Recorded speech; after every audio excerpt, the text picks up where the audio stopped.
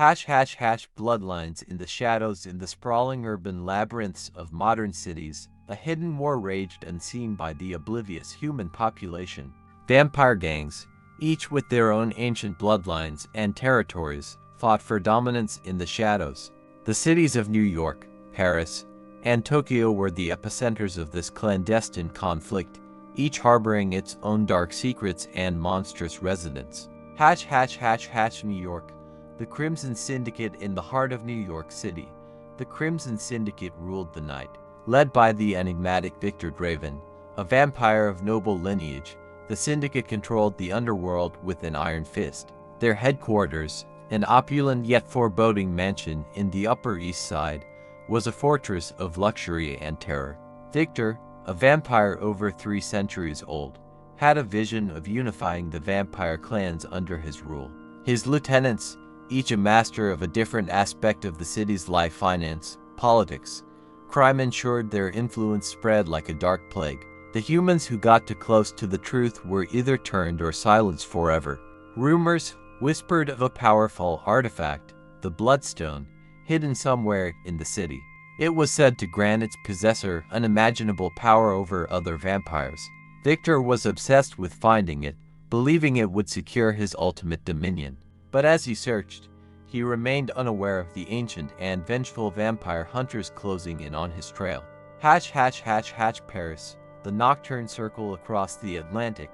In the romantic yet sinister streets of Paris, the nocturne circle reigned supreme. This gang, led by the seductive yet ruthless Isabelle de Leon, operated out of the catacombs beneath the city. Isabelle, a vampire from the 18th century, had turned the circle into an elite group of assassins and spies. The Nocturne Circle's influence extended into the highest echelons of Parisian society. Isabelle's network of turned aristocrats and politicians ensured that her commands were executed without question. The Louvre and the Grand Opera houses served as meeting places for her followers, who used their immortal allure to manipulate and control. Isabelle had her own ambitions for the Bloodstone.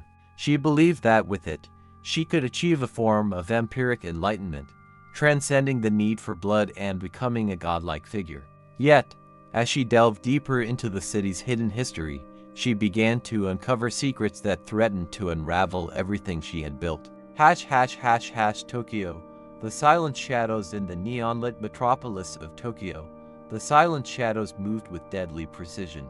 This clan of vampires, led by the ancient warrior Kato Nakamura, embraced the traditional ways of the samurai, blending them with modern technology. Kato, a vampire since the days of the Tokugawa shogunate, had cultivated a disciplined and formidable force. The silent shadows operated from an abandoned temple in the heart of the city. Their mastery of both the old and new ways made them formidable opponents. Kato, a strategist at heart, knew that the key to survival was adaptability. His clan's influence reached into the corporate towers and underground clubs, ensuring they stayed ahead of their enemies. Kato had his own reasons for seeking the Bloodstone. Legend spoke of its ability to resurrect the dead, and Kato harbored a deep, secret longing to bring back his lost love. But as he pursued the artifact, he discovered that others were also on the hunt, and ancient rivalries threatened to ignite once more. The coming storm. As the vampire gangs of New York, Paris, and Tokyo pursued their own agendas, a mysterious figure known only as the Wanderer moved silently between the cities. Neither vampire nor human, the Wanderer possessed knowledge and powers beyond comprehension. Some said he was the original vampire. Others whispered he was something far older and more terrifying. The Wanderer watched the vampire gangs with interest, knowing that the hunt for the Bloodstone would inevitably lead them to him. He reveled in the chaos, for he thrived on it. The cities would burn, blood would be spilled, and in the end, only the strongest would survive. But for now, the shadows stirred, and the night grew ever darker. The true battle for power had only just begun, and the intrigues of the vampire gangs were far from over. Each city held its breath, waiting for the inevitable clash that would reshape the world as they knew it. Bloodlines in the shadows continued. New York. The Crimson Syndicate Victor Draven paced in his dimly lit study, the walls adorned with centuries-old artifacts and portraits of long-dead ancestors. His mind was consumed with thoughts of the Bloodstone. His informants had uncovered a rare manuscript held in a private collection at the New York Public Library. This manuscript, written by an ancient vampire scholar, supposedly contained clues to the Bloodstone's location.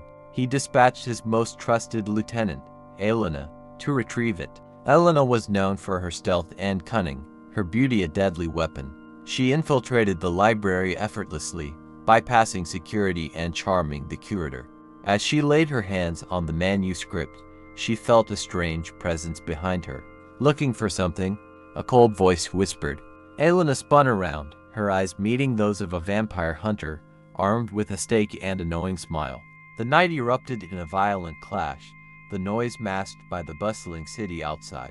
Hatch, Paris. The nocturne circle. Isabelle de Lyon stood before a hidden alcove deep within the Paris catacombs. The walls, carved with ancient symbols, depicted the history of the nocturne circle.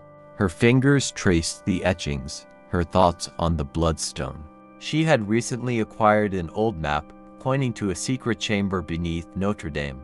Under the cover of darkness, Isabelle and her most loyal followers ventured into the catacombs. The air was thick with age and secrets, each step echoing with the whispers of the past.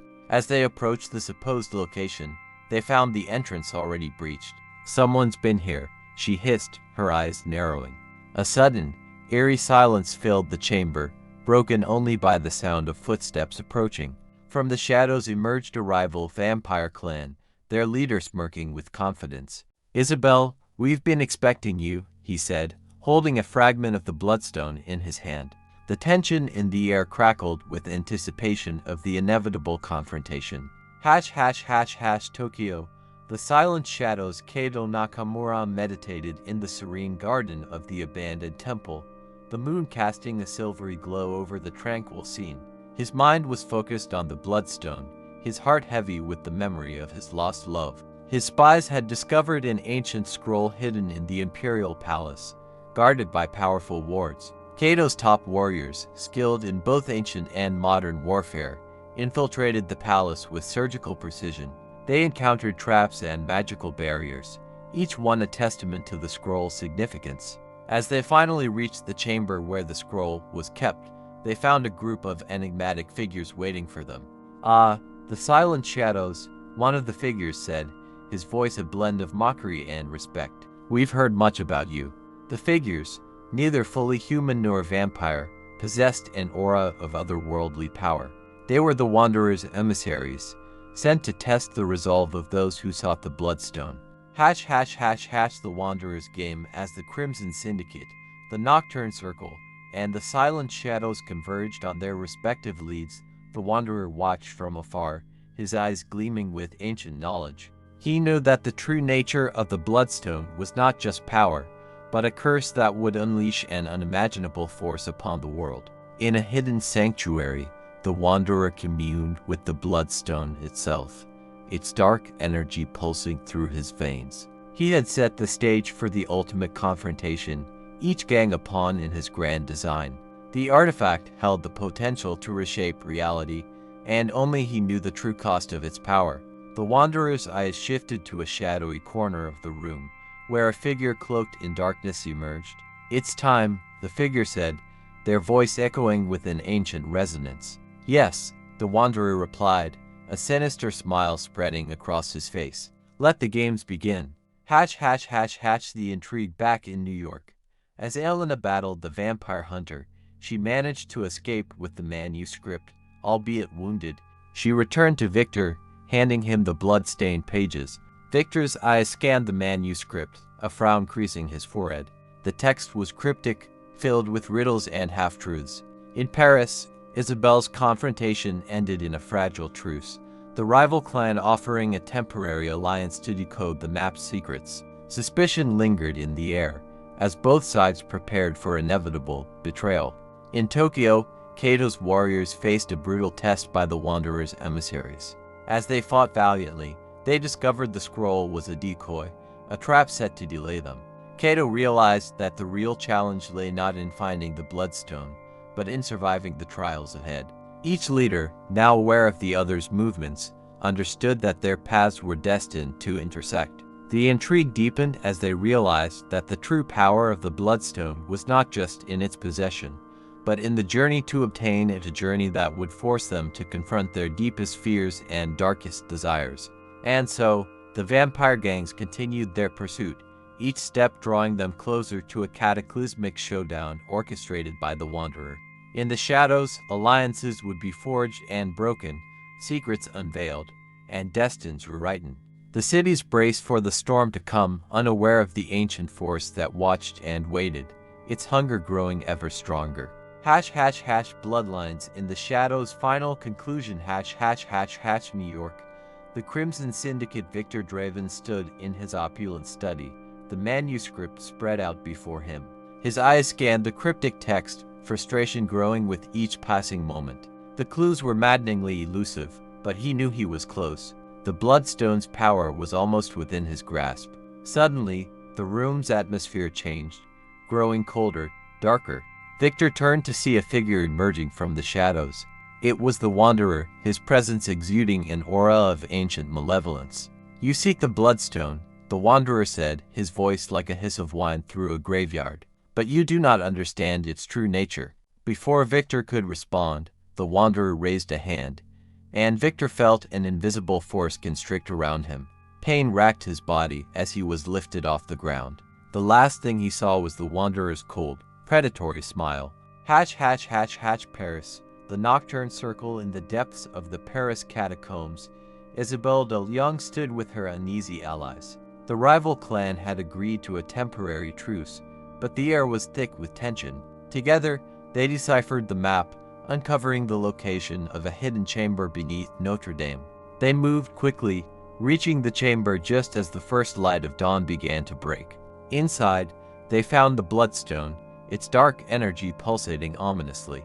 As Isabelle reached for it, the chamber's walls began to close in, trapping them. The Wanderer appeared before them, his eyes glowing with a sinister light. "Fools," he said, his voice echoing through the chamber. "You think you can wield the Bloodstone's power. It will be your undoing." A blinding light filled the chamber, and Isabelle's scream echoed into silence. Tokyo. The silent shadows. Kato Nakamura led his warriors through the labyrinthine corridors of the Imperial Palace. The decoy scroll had been a trap, but they had persevered, uncovering the real location of the Bloodstone deep within the palace. As they approached the final chamber, they found it guarded by the Wanderer's emissaries. A fierce battle ensued, but Kato and his warriors fought with unmatched skill and determination. They finally breached the chamber, where the Bloodstone awaited them. Kato reached out to grasp the artifact, but the moment his fingers touched it, a surge of dark energy exploded from the Bloodstone, engulfing him and his warriors. The Wanderer stepped from the shadows, watching with a satisfied smile as the energy consumed them. The common fate. In the final moments, Victor, Isabelle, and Kato realized the true nature of the Bloodstone. It was not a source of power to be wielded, but a trap set by the Wanderer, an ancient being who fed on the ambitions and desires of others. The Bloodstone's dark energy spread through New York, Paris, and Tokyo, corrupting and destroying everything in its path. The vampire gangs, once powerful and feared, were annihilated, their leaders consumed by their own hubris. The cities fell into chaos as the Bloodstone's curse spread, turning night into an endless nightmare. And in the shadows, the Wanderer watched, his hunger sated for now, but always waiting for the next souls to fall into his trap. The ancient game of power and ambition continued, the Bloodstone's curse claiming new victims, as the world plunged deeper into darkness.